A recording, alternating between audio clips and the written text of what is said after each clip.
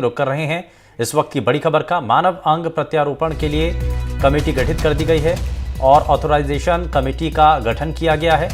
अंग प्रत्यारोपण अधिनियम 1994 के तहत ये कमेटी गठित की गई है। एसएमएस मेडिकल कॉलेज के प्रधानाचार्य इसके चेयरमैन होंगे। कमेटी के सदस्यों के नामों का भी ऐलान कर दिया गया है। तो मानव अंग प्रत्यारोपण के लिए कमेटी गठित कर दी गई है। वीरेंद्र सिंह शेखावत हमारे संवाददाता जुड़ चुके हैं। वीरेंद्र, क्या अभी तक जानकारी है? कमेटी गठित हो गई है? बिल्कुल, देखिए शुभेंदु, आपको बताना चाहूंगा कि राज्य सरकार ने एक अधिसूचना जारी कर मानव अंग एवं जो प्रत्यारोपण का जो मामला था उसके तहत स्टेट लेवल की एक कमेटी का गठन किया है, जिसके अंदर चिकित्सा शिक्षा विभाग की अतिरिक्त मुख्य सचिव सुब्रा सिंह हैं। उन्होंने मीडिया के सामने आकर कहा है कि जो स्वाभिमान सिंह कॉलेज के प्रधानाचार्य हैं या नियंत्रक है, इस कमेटी के चेयरमैन होंगे। वहीं इसके अलावा पूर्व अधीक्षक डॉक्टर नरपत सिंह शेखावत और एसएमएस अस्पताल के जनरल सर्जरी विभाग के प्रोफेसर डॉक्टर BL यादव हैं। इंडियन मेडिकल एसोसिएशन राजस्थान के वो पूर्व अध्यक्ष भी हैं।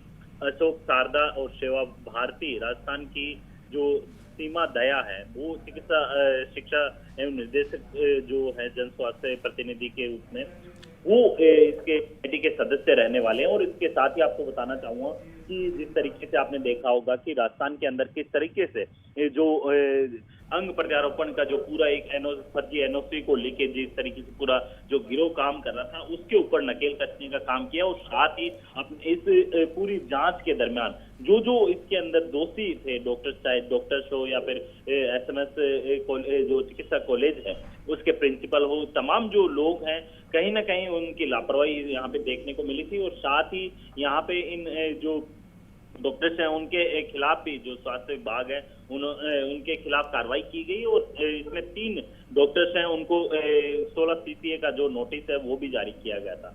जी अच्छा वीरेंद्र, एक बार जरा डॉक्टर्स की जो ये टीम तैयार की गई है, जो कमेटी के अंदर सदस्य शामिल किए गए हैं, जरा उनके बारे में थोड़ा सा बताइए।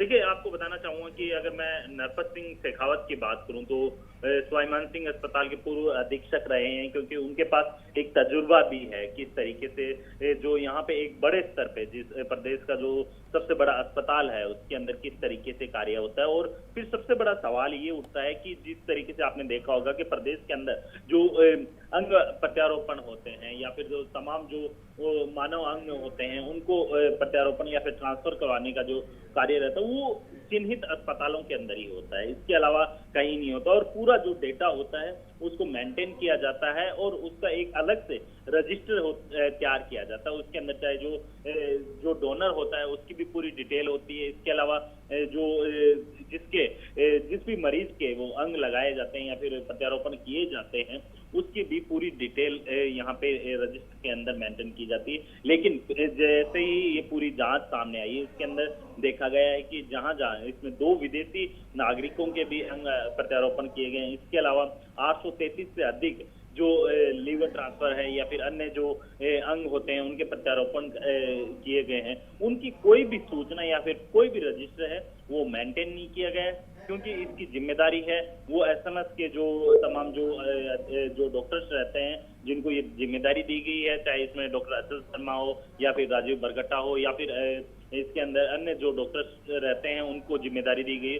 तो कहीं ना कहीं उनकी लापरवाही सामने आई है और उसी लापरवाही को ध्यान में रखते हुए चिकित्सा विभाग ने तीनों डॉक्टर्स को 16A का जो नोटिस है वो दिया है। ठीक है, बहुत शुक्रिया वीरेंद्र इस पर जानकारी के लिए। तो आपको हमारे जो दर्शक हैं उनको बता दें कि जो कमेटी के सदस्य हैं उनके नामों का भी ऐलान हो चुका है। इसमें अस्पताल के पूर्व अधीक्षक डॉक्टर नरपत सिंह शेखावत, एसएमएस अस्पताल में जनरल सर्जरी विभाग के प्रोफेसर इसमें यादव साहब भी इसमें जोड़े गए हैं।